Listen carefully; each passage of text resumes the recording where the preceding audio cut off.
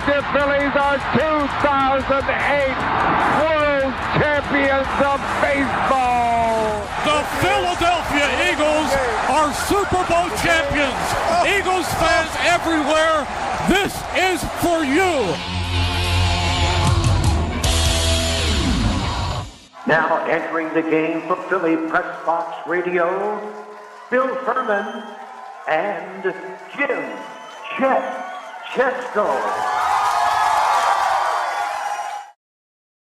Well, hey, Philly sports fans, you are in the right spot. It is the Wednesday, December 10th, 2025 edition of the Philly Pressbox Radio Roundtable, brought to you by the Irish Rover Station House in Langhorne, Pennsylvania, and by Cabs Philly Tailgates. Now, whether you're watching us on Facebook Live, our Philly Pressbox Radio YouTube channel, or on the STT Sports Network YouTube channel, it's great to have you watching. We do appreciate you. I'm Chet, you know that. My partner, Bill Furman, unfortunately, had a little bit of surgery yesterday, so like the Eagles offense, he is nowhere near 100% right now, and we've given him the night off. So rest up and get well soon, Bill Furman. Maybe he's watching, maybe he's not. I don't know. But fear not, I've got it all covered. Eagles, Phillies, and Flyers talk. Penn State, the college football playoffs, a little controversy there.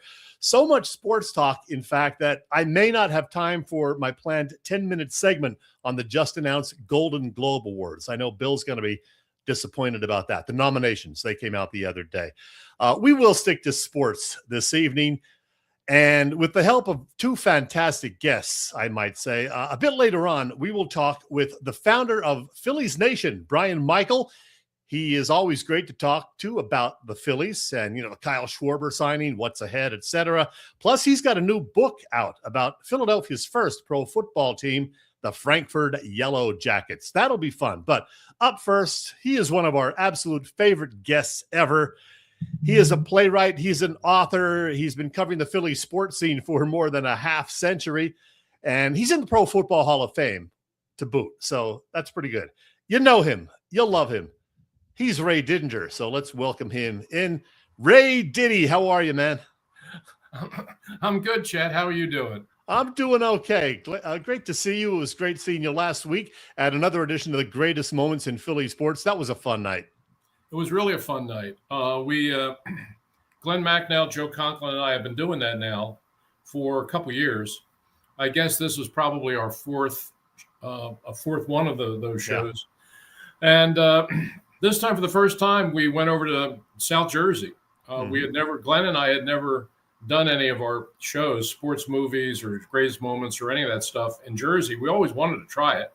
So we went to the Scottish Rite Auditorium. Great place. Collingswood, which is it. You're right. It is a great place. Beautiful and big.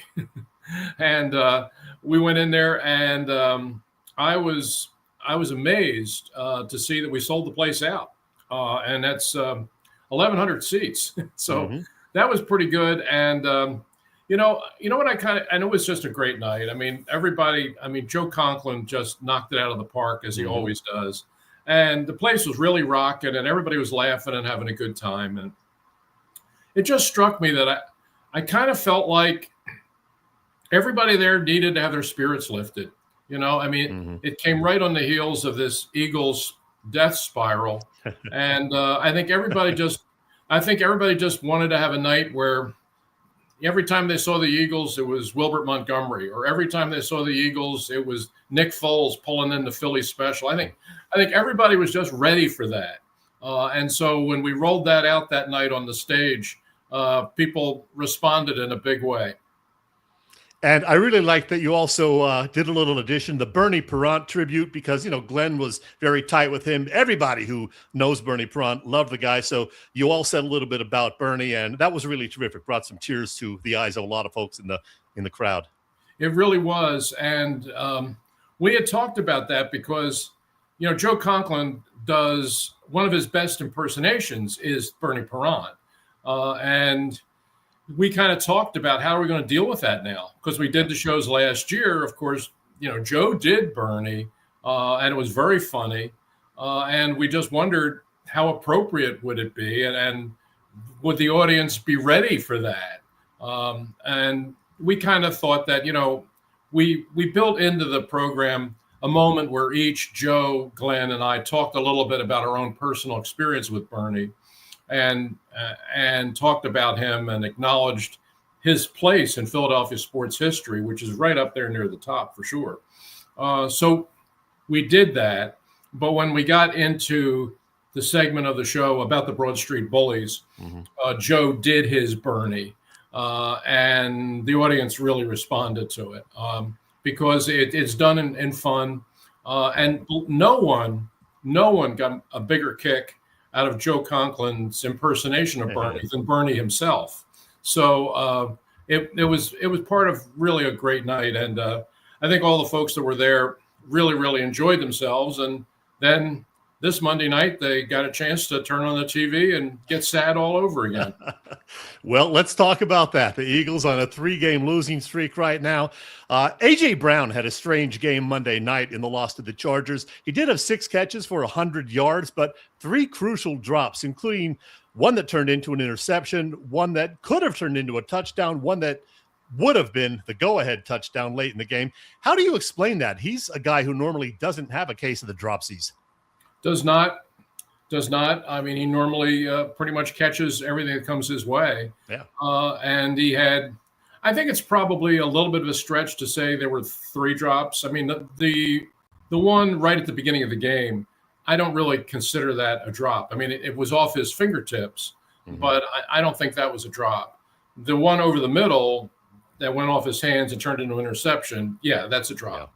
Yeah. And then the one in the end zone, which could have possibly been a game winner, even though the defender's there and even though the defender kind of gets his arm in, I mean, that's a ball that typically AJ comes down with. And so I considered that a drop. And yeah, I mean, it's very uncharacteristic of him. But the Eagles right now are playing uncharacteristic football, and it's top to bottom. I mean, on Monday night, well, let's go back. 2 games ago, the defense completely collapsed in the game against the Bears. Yeah. But then in this game, the defense came back and played extremely well. But the Eagles offense, as it has been most of the year, was very sporadic. And Jalen Hurts had, I can't think of a worse game he's had in his NFL career. Maybe we can go back to college.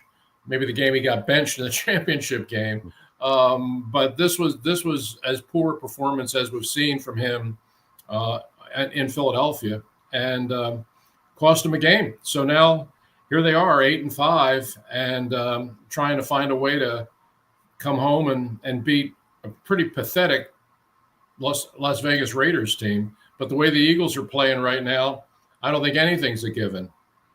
Hey, Ray, there were reports last month from both Diana Rossini and your former TV colleague Derek Gunn about some folks within the Eagles being frustrated about Jalen Hurts regarding, what he's willing and not willing to do with the team's offense. Do you believe that to be the case? And has Hurts regressed this season? Yeah. The second part of it, yeah, clearly he's regressed. I mean, just watch his play, you see that. And right now he's not any longer the running threat that he once was, which was a very, very big part of his game. There was a time not that long ago when next to Lamar Jackson, he was the biggest running threat at the quarterback position in the entire league. And it was a big part of the Eagles' offensive success. He's just not running the ball anymore. And so you take that part of the offense away, that's significant. And he's right now trying to play the game from the pocket, and he's having trouble. He's having trouble finding receivers. He's having trouble seeing the field.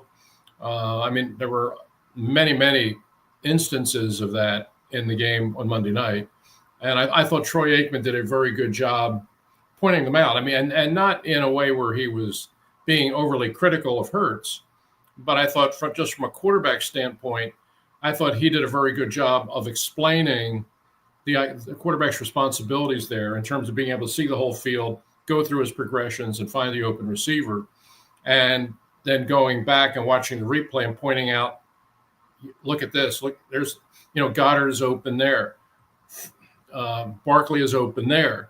And I mean, I thought that for people that were just trying to figure out exactly what was going wrong with Jalen Hurts, I thought that Troy Aikman, in a very objective, but I thought very analytical way, I thought pointed it out pretty well during the game. Ray, there's a possibility Lane Johnson will be back on the field with the Eagles either this week or next, certainly, including this 3-game skid. The Eagles are something like 15-27 over the last decade when Johnson doesn't play. How big would it be to have Johnson back at right tackle? If he's able to play, I mean, you don't want to put him out there on one leg, but if he's able to go, sure. And you just pointed to it. I mean, the record doesn't lie. When he plays, they win. When he doesn't play, they lose. I mean, it's almost that clear cut. I mean, he's the best right tackle in the league, has been for a decade now, and he's the best right tackle in the history of the franchise when you really look at it. I mean, a few years ago, somebody asked me to do an all-time Eagles team, 11 offense, 11 defense, and some of them were pretty easy. And I thought one of the ones that was pretty easy was the right tackle. I mean, I gave it to Bob Brown, who was the right tackle for this team in the 60s and is in the Pro Football Hall of Fame and was certainly one of the most dominant offensive linemen of the 60s, easily. And I figured, well, that's one position that's probably not going to change. I don't see anybody who's going to come in here and play right tackle better than Bob Brown. And then they drafted Lane Johnson. And I was just thinking about it. I was just thinking about it like a year ago when this team went to the Super Bowl and won it. If I had to do a do-over on that all-time Eagles team, how many of these guys on this current team, being the championship team, would be on that? And when I got to right tackle, I was looking at it, I'm thinking, would I really put Lane Johnson ahead of Bob Brown? And the truth is I would. Yeah. I mean, Lane is just in terms of the way he plays the position, his consistency, his toughness, his durability. I mean, he checks all the boxes, and I don't think there's any doubt in my mind that whenever it is that he retires and he becomes eligible, that he will be a first year ballot guy and go into the Hall of Fame, because he has not given up a sack in 4 years. I mean, that's just crazy. And in this era of pro football, and with some of the edge rushers that you have in this business, real specialists who are super quick off the line and strong and have an array of moves, that you could have an offensive tackle go entire seasons without giving up a sack. It's pretty amazing. And Lane Johnson actually puts years like that back to back. So, yeah, if they can get him back, and again, I'm not in favor of putting him out there if he's not ready to go. Right. But if he's ready to go, I mean, if they're a better team with him on the field, there's no question. Because Fred Johnson, who's playing in his spot, he's a backup, is really what he is. And he's okay, but he's not the dominant player that Lane Johnson is. And also, the Eagles had a formation that they went with where they would bring Fred Johnson in as an extra tight end, which gave them essentially 6 offensive linemen. And they were using that formation with some degree of success before Lane got hurt. Now, when Lane goes out, Fred Johnson has to move over, and you lose that whole part of the playbook. So if you can get Lane Johnson back and get Fred Johnson back playing as that third tight end and giving you a little bit more strength at the line of scrimmage, that would be a good thing too. Ray, lots of complaints this season about the play calling. We understand that Nick Sirianni did get more involved with the offense last week, planning for the game. There are websites, fire Kevin Patullo. What do you think of the job Patullo's done, and how much blame does he deserve? He deserves part of it. One of the things that Sirianni has said repeatedly this season, and he's right about it, is when one part of your team goes that far off the rails, the way this offense has this year, it's never about one guy and it's never about one thing. If it were that, it would be pretty easy to fix. But with the Eagles, it's a lot of different guys on different plays, and it's a lot of different things within the offense. Some of it is the players, execution. Some of it is design of the offense. That's on the coaches. And some of it is the play calling, which is the offensive coordinator. I thought that overall, I mean, could some criticism be directed at Kevin Patullo? Yeah. Has it been overstated and overdone? Yeah. Certainly, vandalizing the guy's house goes way beyond the pale. But I mean, there are plays this year where the play is perfectly fine. You see it when a play comes in, you see what the formation is, you see what the design of the play is, what it's supposed to be.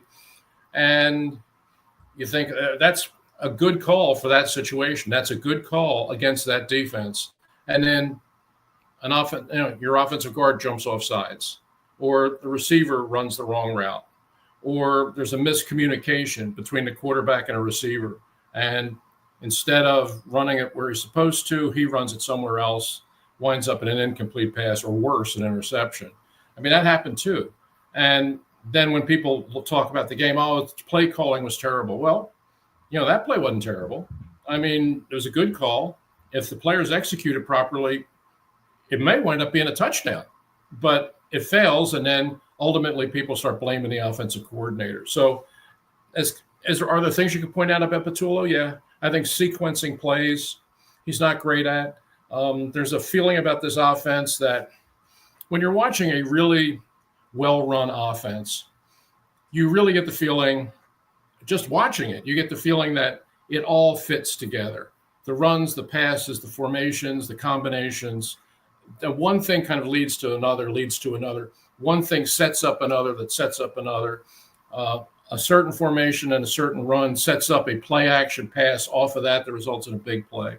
It all becomes sort of this interwoven kind of tapestry of football that you can't really see the seams in it. It all just works together. And there's I guess just a sequence and consistency and a rhythm to that that's very easy to see, and it's one of the things that makes really good offenses effective. The Eagles haven't had that at all this year. You get the feeling it's a play here and a play there, but there's nothing that seems to tie it all together. There's just no coherence to it, and that's kind of what's lacking. Now, I thought it did look different on Monday night. I thought that was clear that I think Sirianni did have more input. They introduced a couple different formations, a couple different looks. They brought in a few different routes. The overall pass design, I thought, was better. Didn't result in a win. I thought they ran the ball better. And in fact, I thought one of my criticisms coming away from it was I didn't think they ran it enough. It seemed like the offensive line was playing one of its better games, not like last year, but better. And Barkley was getting some traction for the first time this year. And I thought in the fourth quarter, they got away from him way too much and relied on throwing the football. And ultimately, it proved to be one of the big reasons why they lost the game, in my opinion. Hey, Ray, let's talk about the defense. They, of course, missed Jalen Carter. He was out Monday night. He's been banged up lately. I thought Byron Young stepped in and played really well. Jalix Hunt has come on pretty well of late. Nakobe Dean has been very good. He made a couple of poor plays the other night, but he also made some good plays. I think the defense is pretty solid, despite what happened in the second half of the Dallas game and the Bears game. By and large, I think this defense is good enough to, help them make a deep postseason run. Do you agree? I don't know about how deep a run, because I just think the offense is. Well, yeah, you need the offense to step it up. Yeah, I just don't think the offense can win you a big game in the postseason. I just don't see that. But the defense, yes, has played extremely well. The Bears game, you look back at it, you give up 280 yards on the ground. That's not good. But you look at it from the other side, that defense kept you in that game. That game was 10-9 late. I mean, that defense kept you in it for a very long time. Gave the offense every opportunity to take control of that game. And it's a 10-9 game, and Hunt comes up with a big interception that gives the Eagles the balls deep in the Bears territory. And the Eagles have an opportunity there to take it down and score a touchdown, get the lead, and maybe take control of that game. You wind up running a tush push. Hurts gets the ball ripped out of his hands. The Bears get it, take it down the field and score. And at that point, the defense just collapsed, and which I understand. I mean, the defense is just, it's like, how many times do we have to rescue this? How many times are we going to be asked to clean up your mistakes? And after that turnover there, I mean, you could just see the defense just kind of, and so a lot of what happened after that. I thought the defense set it up for them, for the offense to, if you could just punch this one in now and get the lead, we can win this game. Not only do they not score, they wind up turning the ball over. And that's kind of been the story of the season. But I thought what you saw on Monday was more representative of what this defense has been all year, which is really good. I mean, you have a game on Monday night where the offense turned the ball over five times, and you still took it to overtime. Now, how often does that happen? That the offense turns the ball over 5 times and it still winds up being an overtime game. I mean, that tells you the defense was coming up with stop after stop after stop that kept you in that game until finally there's the last turnover that ends it.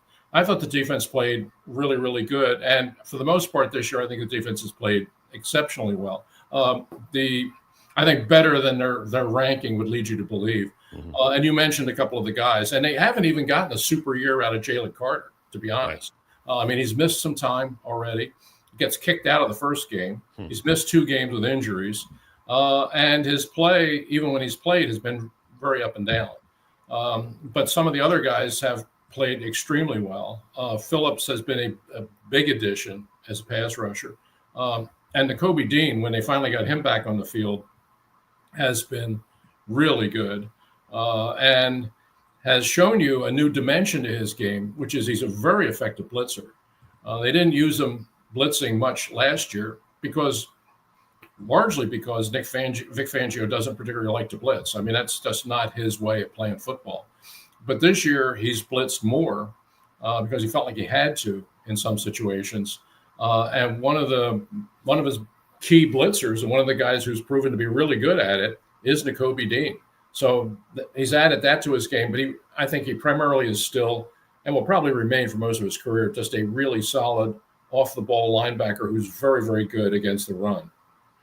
Let me just say this. If the Eagles somehow lose to the Raiders this Sunday, Philly Sports Talk next week is going to be crazy, Ray. Hey, listen, congratulations on the successful runs of both Tommy and me, year 10, and the new run of Spinner, your new play, which, I enjoyed. Plus, of course, the greatest moments in Philadelphia sports presentations that you've done. We talked about that already.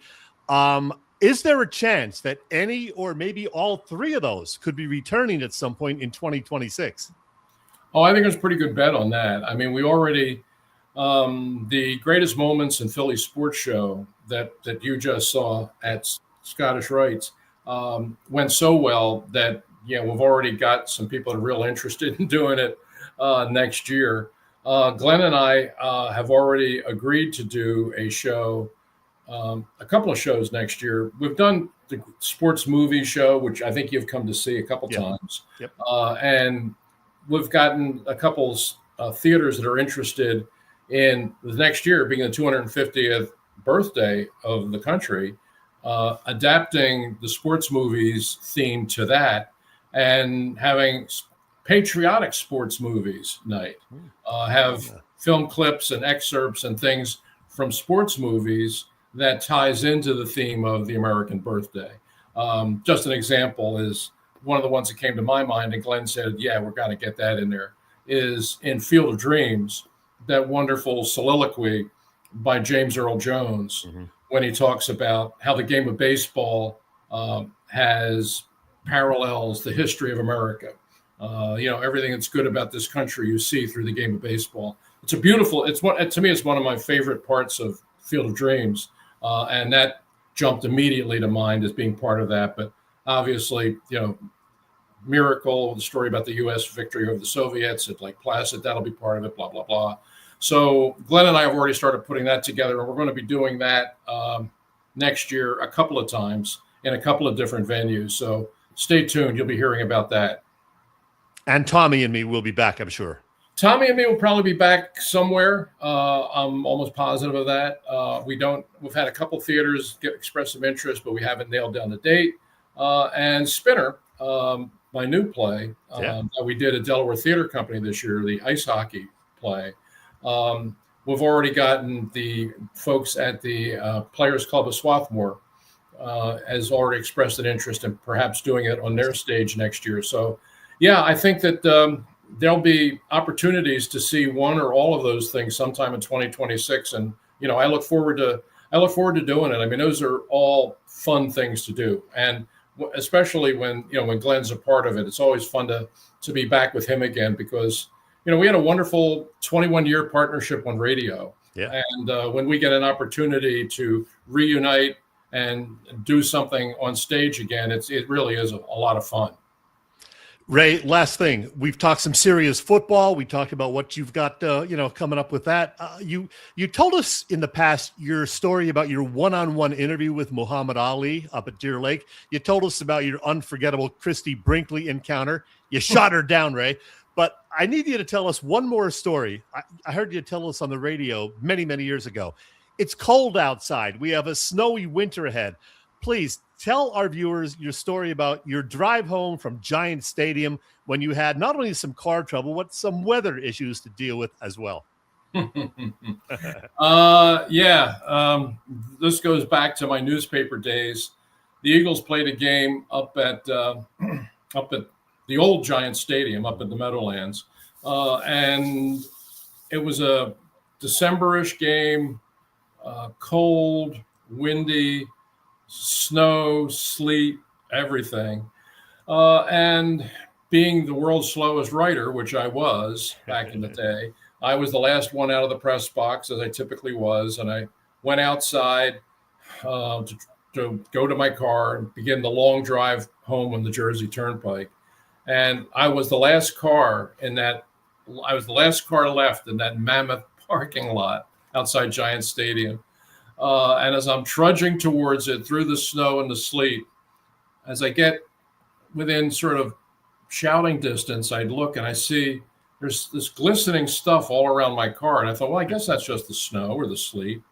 Then I got close enough to it. And I thought, oh, no, that's glass.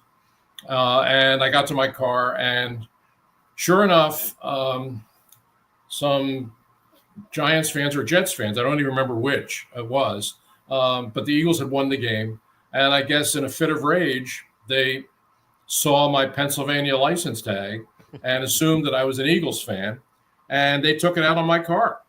And they smashed my entire windshield out of my car. I mean, I'm not talking about like a one little hole. I was talking about I had no windshield. My entire windshield was smashed and in the front seat of my car. Mm-hmm. And so I had to drive all the way home from East Rutherford, exit 16W, all the way back home in a snowstorm with no windshield. You got to the toll booth and you said you looked like Santa Claus or Frosty the Snowman. When I got to this was back in the days when they actually had toll takers. When there actually was a person in the booth, I got off as I said on the radio that day, I remember saying, because Angelo thought it was the funniest thing ever. Oh, yeah. I said, I got out on the turnpike and was driving, and of course the snow was coming in, and just reflexively, I turned on the windshield wipers. And the wipers are going, and I said that just what I learned that night was that windshield wipers work far better when you have a windshield. But anyway, when I got to the exit to get home in Philadelphia, and I pull off and I go to the toll booth, the guy in the toll booth looked, and there I was sitting alone in the front seat, looking just like Frosty the Snowman. I mean, I was just completely covered in snow and ice. Yeah, I remember that. I remember that very well. Fortunately, I've never had that happen again. And now that I'm no longer writing, I get out of the press box a lot earlier now. So I don't think it's ever going to happen again. Oh, Ray, great story. I love it. Hey, we used up all your time and then some, of course. Eagles Encyclopedia, Champions Edition 2. Any book signings coming up? There it is. Eagles Encyclopedia, Champions 2. The whole history of the team from day one, 1933. Actually, before that, Frankfurt Yellow Jackets days. all the way through Super Bowl 59 right here.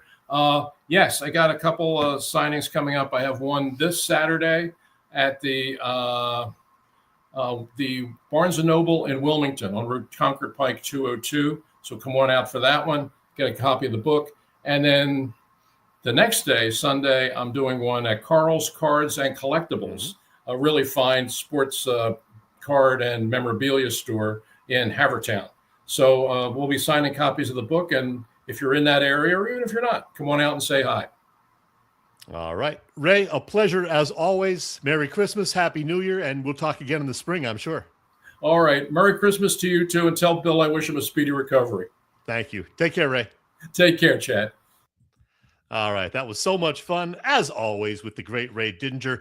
Hey, speaking of fun, Irish Rover Station House. You know about this place. I love the Irish Rover, and they got some big doings coming up real soon. So let's see what we can tell you about the Irish Rover Station House on Bellevue Avenue. Terrific food, always 24 beers on tap, killer burger Thursdays, dinner specials Thursday through Sunday, live music most weekends.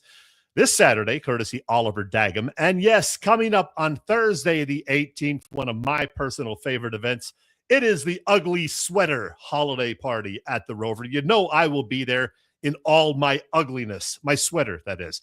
The Irish Rover Station House is on Bellevue Avenue in Langhorne. You can find them on the web at irishroverstationhouse.com. Hi, this is Angelo Cataldi. You are watching Philly Pressbox Radio starring Bill and Chet. And let me tell you something. These guys know their sports. These guys are the successor to what we did at WIP for many years. So don't miss it. All right. Thank you, Angelo. Hey, it's time for another great guest. Ray was great. This guy's great. Our second guest has been here several times over the years, mostly to talk Phillies baseball, but he's also written a couple of football books. We will talk about all of it. He's the founder of Phillies Nation, Brian Michael. Hey, Brian, how are you? What's up, Chad? How you doing? Good to see you. Hey, we just had Ray Didinger on. You hung out with him this past Sunday, did you not? We did. I did up at the Frankfurt Historical Society, so he's a tough act to follow, but I'm always happy to follow in his footsteps. I mean, that encyclopedia is the Eagles reference source for everybody. Absolutely. Well, we're going to talk about the Phillies offseason moves with you and what's ahead in a sec. But first, tell me about your new book. I know you're a sports history buff. So for people who don't know, who were the Frankfurt Yellow Jackets and what inspired you to write about them? Sure. Well, the Frankfurt Yellow Jackets were Philadelphia's first NFL team. Before the Eagles, we had the Frankfurt Yellow Jackets, and they were around from 1899 to 1931. And they were in the NFL from 1923 to the 31 season, 24 to the 31 season. And they won the first NFL championship here in the city as well, 1926. So next year is going to be the 100th anniversary of the Yellow Jackets NFL championship. NFL championship, same as the Eagles, the Bears, the Packers, the Giants. Those were all the teams that the Yellow Jackets were playing back in the 20s and beating. So they were good. The 26th season was especially good. And not a lot of people know about them, unfortunately. Once they folded, the league took back the city's franchise, and that's when Burt Bell took them over and created the Philadelphia Eagles in 1933. But before that, we had the Yellow Jackets. They were a community-based team. They were owned by individual shareholders from the community. So it was a real neighborhood feel to the games. It was up in Frankfurt. They had Yellow Jacket Stadium right at Frankfurt Avenue and Devereaux, and it was a lot of fun. You know, from everything that we researched, it looked like the stadium was overflowing. There was tailgating before and after. They had bands. They had cheerleaders. It was quite the experience. And like I said, they won a lot of games. So it was a lot of fun in Frankfurt while it lasted. It wasn't too long, but it was Phillies football history before the Eagles. But that's how we got involved with the book, the Frankfurt Yellow Jackets book. We had a book that we were working on about 5 years ago, on the Philadelphia Eagles, and we wanted to include a little bit of football pre-Eagles. So obviously Penn State, Temple football, high school football, Thanksgiving games, but also the Yellow Jackets. So we talked to Ray, of course. He's always a good resource. Mm-hmm. And we went up to the Frankfurt Historical Society looking for a handful of photos in our first chapter for our Eagles book. But what we found was a treasure trove of artifacts, memorabilia, photos, photo negatives, game programs, accounting ledgers, meeting notes, everything you can imagine from this Frankfurt Yellow Jackets pro football team. So we kind of filed that away. We finished our Eagles book. That came out in 2022, and we knew we had to come back and get all that stuff, dusted off from the library and get it out to the public. So the Frankfurt Historical Society up in Frankfurt is a great resource. They have a lot of this information. We were happy that they could share it with us. And my co-author, Andrew Weicker, and I were up there researching and putting this book together. So it was a lot of fun. It's not something we kind of thought about doing, but it was there, so we felt compelled to do it. Where can people find the book? So you can find it at my shop, Scheib Sports, down on 13th and Walnut, or scheibsports.com. But we also have a companion website for the book itself called frankfurtyellowjacketsbook.com. And we created the website really because we found so much information that wasn't already publicly accessible that we wanted to put it in the book. But eventually our publisher said, you know what, guys, that appendix that you're creating with all the rosters, the managers, the presidents, the game results and schedules was too much to put in a book. So we compiled it for the website. We shared the information with profootballreference.com, which is a great resource, as we all know, and baseballreference.com for NFL stats. But this is helping them in their project to get pre-NFL stats put together. And that was one of the really interesting parts about it, because when we did research for the Eagles book, we could always reference history or Ray's book or the Inquirer. When we're looking for Yellow Jackets history, it's not always there, it's incomplete, and a lot of times it's conflicting. One of the interesting aspects of the Yellow Jackets and all the teams back in the 20s was players would play for two different teams on 2 different days. You might be on a team with a guy and then line up against them the next day. So trying to piece all this together was actually really difficult. And when we found little kernels of information, we knew we had to put it out there. So that's what the website, frankfurtyellowjacketsbook.com, features, as well as a chance to get the book too. All right. There's the book. Go find it, folks. Frankfurt Yellow Jackets.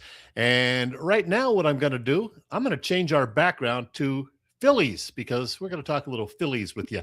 The big news, of course, this week, the Kyle Schwarber signing. 5 years, $150 million. Not our money, so no big deal. But is 5 years a concern? I mean, he's going to be 38 that final year. Probably. I feel like that is the strategy that the Phillies use to get a little bit of an advantage when negotiating in free agency against other teams. It seems like they are more willing to give those extra years. Certainly the years that fans and people like us would say, that might be too many, or we may have to eat that contract in the last couple years. Obviously, I think the Schwarber one certainly maybe 2 years longer than needed or optimal. But same thing with Harper too, right? Most people were offering him 10 years. The Phillies were able to land him with a 13-year deal that stretches the money over that. So in that regard, yes, I think it might be longer than we need, or than he'll be at in his prime, but I think that's what we needed to get it over the edge. And Dave Dombrowski, made that. Obviously, he's coming back to a team he's familiar with, and that helps. But as also in 5 years, $30 million for a DH might not seem too crazy. right? Yeah. The way inflation's going nowadays, they're going to be making 40, 45 million by the time this deal's done. So like you said, it's not our money. It seems like John Middleton has an endless pocket, which is fine with me. It's interesting. Pete Alonso signed today for just slightly more, same amount of years. He's certainly 2 years younger than Schwarber. So, I'm sure that's going to be a big debate. Would people rather have had Alonso or Schwarber? That's tough to say. Both are coming off incredible contract years. I think fans and the team more familiar with Schwarber. He certainly fits that veteran leader role. So I think it's a comfortable, easy choice. And when it's not our money, it's a much easier choice indeed. There was a report, I think it was Todd Zalecki, said the Phillies did formally make an offer to JT Realmuto. I'm hoping that one's just 2 or at the most 3 years. Do you think JT will be a Philly again? I do. It seems like with Schwarber, JT, and Thompson, they're going to run it back this year. It was a disappointing end, a good season, but disappointing playoff run. Obviously, they ran into the World Series champion, but that's what it seems like. Yes, I do believe JT Realmuto is coming back. Schwarber texted him right after he signed his deal, and I think Realmuto will be back in town. He's been here for plenty of years. He's got a home here. I think it's the comfortable, easier choice. But like you said, 3 years makes sense. Mm-hmm. It wouldn't surprise me to have a 4th year or some sort of option on the end to kind of seal the deal. But I'm glad things are moving along. Sometimes we have to wait till spring training to get these deals done. Thankfully, they're getting done in the winter meetings. We have reporters down there in Florida covering all of this, which is great to get all the news. But it seems like the big pieces are falling into place. And after that, it'll be, bullpen help mostly. Hey, you mentioned Rob Thompson, my normal radio partner, Bill Furman, not a big fan of Topper. He calls it insane to, do this, the definition of insanity, doing the same thing over and over again. So running it back, keeping Thompson for a while. He doesn't like that idea. What is your take on Rob Thompson? I mean, we all do the same thing over and over again every day, don't we? Right? To an extent. But, it's the comfortable choice, right? Who else is out there? They're already a little bit late in the game if they're going to think they're going to try to flip a new manager this offseason. So, it's not a surprise. Dave Dombrowski mentioned it at a press conference at the end of the season that they wanted to re-sign him, although it wasn't the top of their list, even though they did it quickly last season to extend him. But, I think he's the best who's out there right now. I don't see anyone who's going to really put the Phillies over the top in terms of beating the Dodgers, right? That's more of a talent issue. I don't think Rob Thompson's going to make too much of a difference there. So, I think it's fine. I think the Phillies certainly need some more pieces, some pitching, absolutely bullpen help. I think that's a bigger deal than they may have thought. And that's what we're going with next year. Bill's not wrong to be concerned. No one's happy with how the season ended. Yeah. But when you look at the talent on paper, the Phillies are still one of the top 5 teams in baseball. So, as a GM, as Dave Dombrowski, as president of baseball operations goes, that's what you have to do. So it's up to the players really to play. And the players that they have were the ones that, really need to be stepping it up. Bryce Harper in particular, who had a bit of an off year, I think needs to do better this year. He was a bit in a funk. Obviously, the Wheeler injury didn't help come postseason time either. So, putting those pieces back, I think, are really important. Ranger Suarez would be another big piece then that may or may not fall. A lot of talk about Aaron Painter over the last couple of years. He had the Tommy John surgery. We thought we would see him perhaps this July, maybe August. Never happened. Is Andrew Painter going to be in the rotation in 2026? I think so. Yes. Yes, I think so. Some of it will have to do with how well he does in Clearwater, but pre-spring training, he is, yes, slotted to be in the back end of that rotation 4 or 5 role. Now that the Phillies are spending so much money, I don't see them being able to pick up some high-priced free agent pitcher. So it will have to be one of these young arms because, like I said, signing Schwarber, signing JT, Nick Castellanos probably won't be back, but they're going to have to pay some of his salary to go to another team. So unless that money is unlimited, yes, I think we're going to need some help from the minor league system. And they've been working on it the past couple of years. So we're really waiting for a breakthrough here or there to come up. So 2026 should be the year for Painter for sure. Yeah, and hopefully Justin Crawford also in the outfield. But what about Harrison Bader? There seems to be a push lately among some people to maybe reinvestigate Harrison Bader and bring him back, even though he kind of said his goodbyes already a few weeks ago. Yeah, no, he did. And whether or not it's Bader, the Phillies do need help at center field. So that is certainly a position that they need help with. He came at the deadline and made an impact and was a fan favorite as well. So I think signing him to some, low risk, high reward type contract with some incentives certainly would make sense. It's looking more like he's going to return as well, to be honest. So I think there's fewer and fewer options out there. So, yep, Bader most likely will come back. Castellanos, maybe not. Suarez, I could see him maybe not returning either, unfortunately. I know he's a fan favorite too, but, there will be some turnover at least.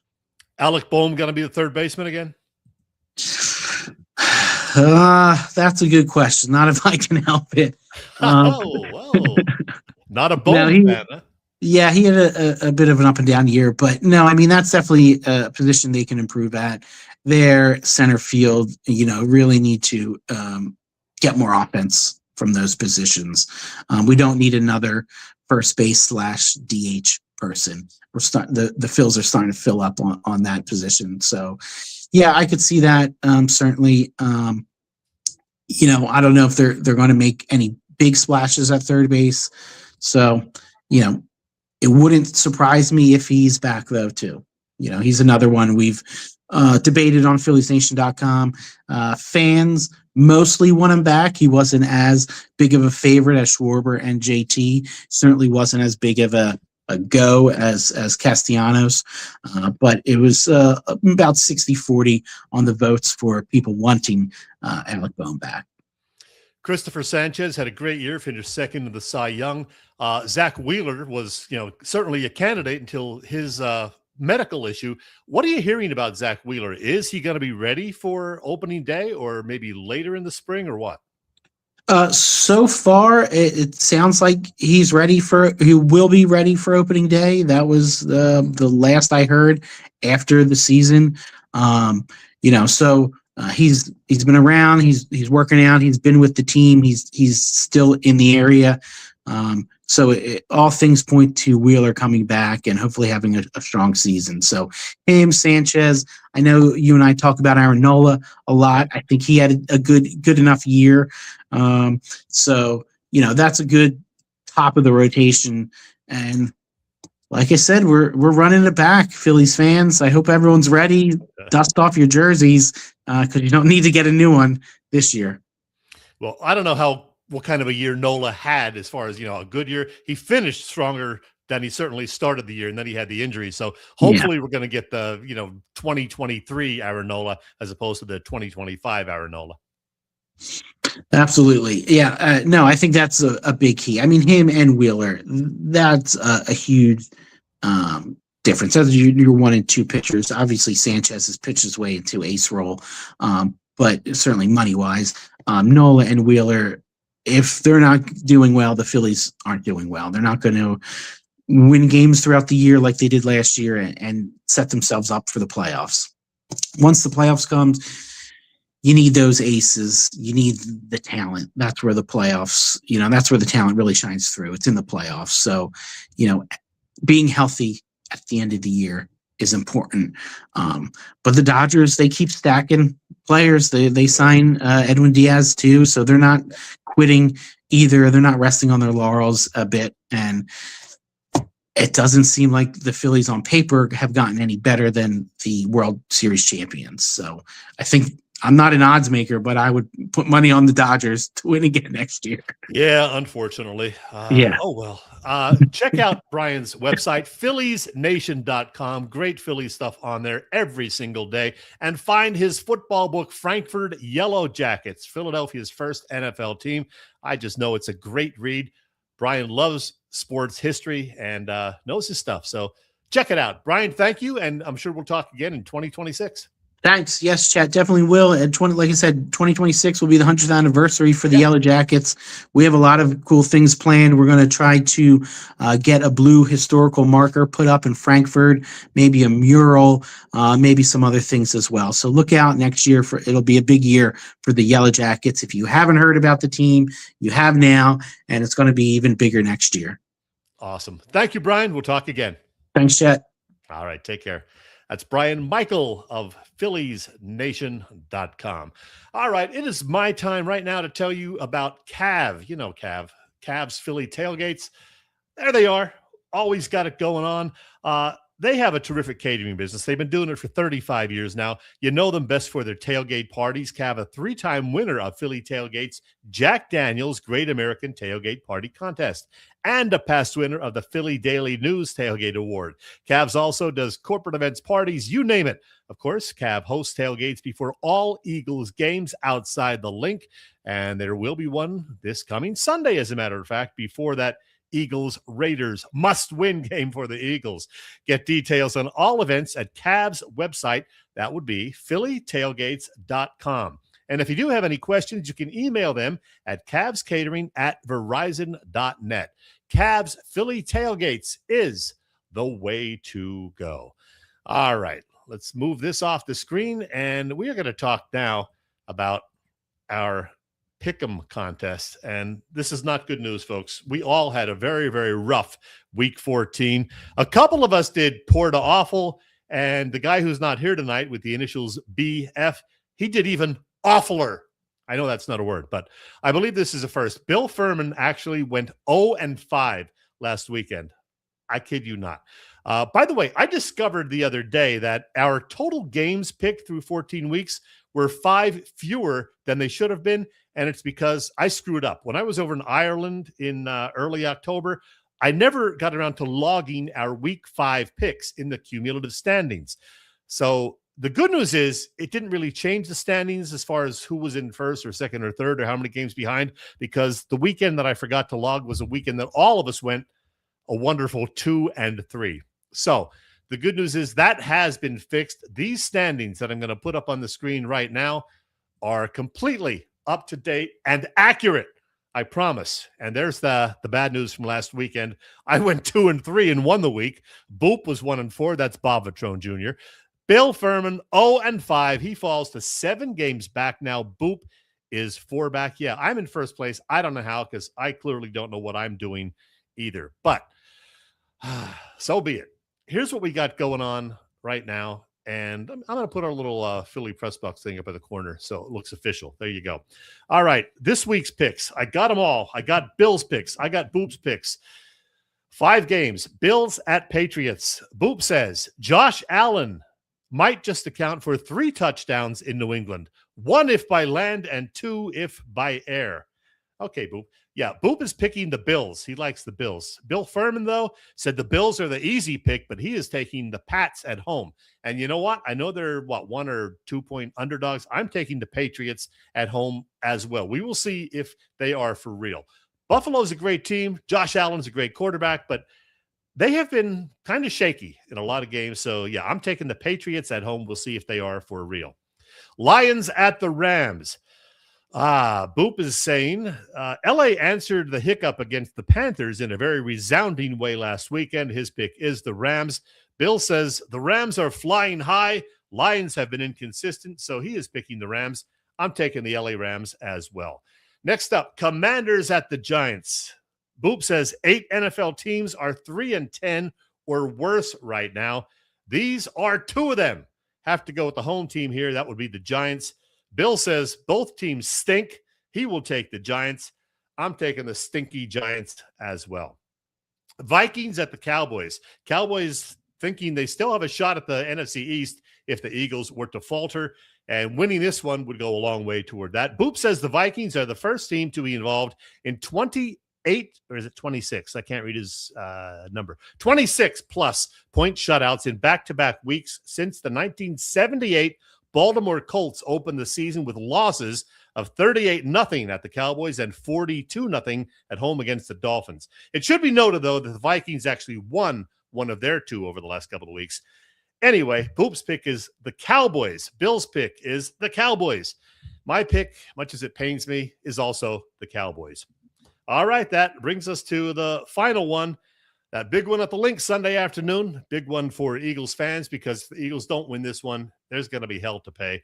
Raiders at Eagles. Eagles favored by, I don't know, I think 11.5, 12.5, whatever, something like that. Boop says only the Browns in 1989 have gone longer without a division title than the Raiders and Jets, both in 2002 in those cases.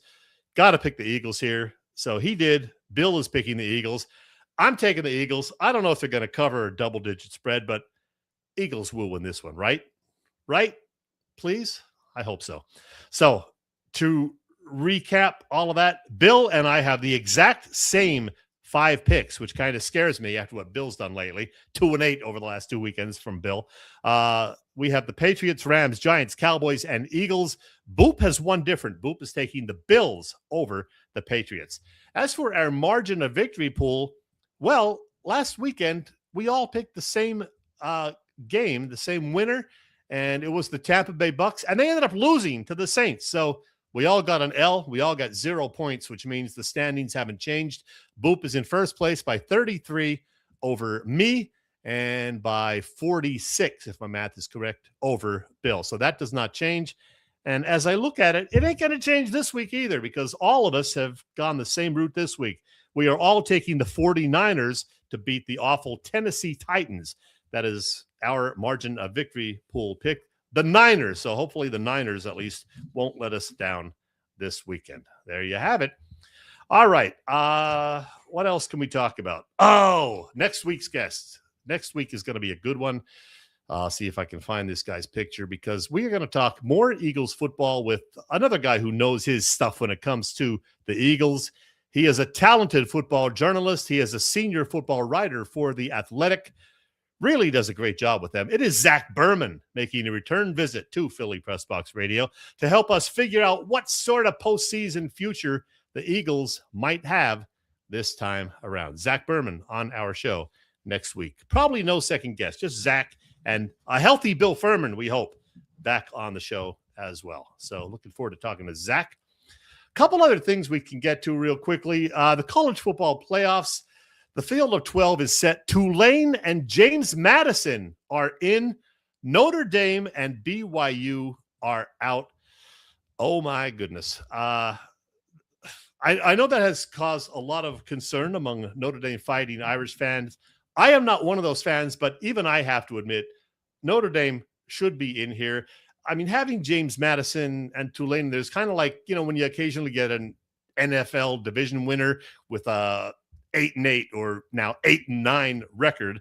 They win the division, but you know they're not going to go real far in the postseason.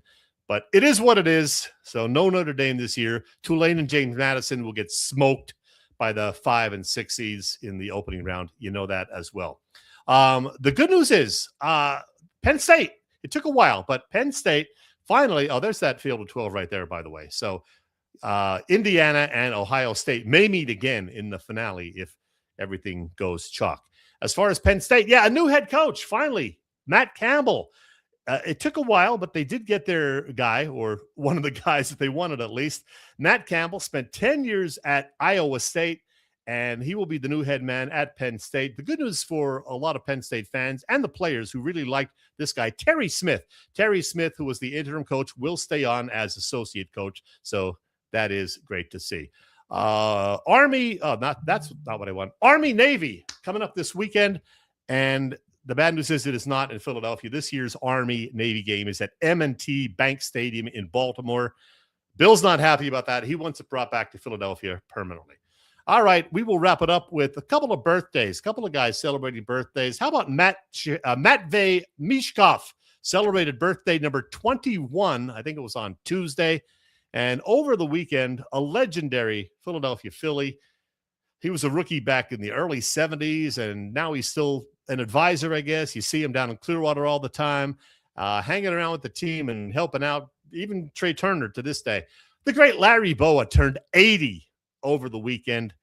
Always good to see Larry when I am down in Clearwater, a Philadelphia Phillies legend. That's all I got, folks. Let me check the message board. Let's see. Oh, PJ says go Army. Yeah, I would say go Army too. My dad, of course, was in the Army for a few years back in the 1940s. Let's see. PJ says there are changes for next year's NCAA football playoffs. Maybe. Happy birthday, Larry, says Bob Moser. The Eagles need a new offensive coordinator. Well, they need something to change. That's for sure. Good hire for Penn State, says our guy, Kid Camden. He's an Ohio State fan, by the way, but even he knows that is a good hire for Penn State. See you later next week, Danny. Hopefully Bill will be back with us. One last thing. Today is National Lager Day, right? So I'm drinking a tasty Ring the Bell American Lager from Conshohocken Brewing. You can't go wrong with this one on National Lager Day. That's it, everybody. Bill, get well. We'll see you next week. And go Phillies, go Sixers, go Flyers. Didn't even get to talk about the Flyers. 9-1-2 or something like that after a loss.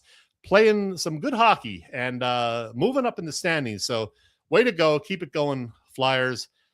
That is all I got. Let's wrap it up. I'm going to play an Eagles fight song because Eagles will win this Sunday. Take care, everybody. Let's do the song. 1,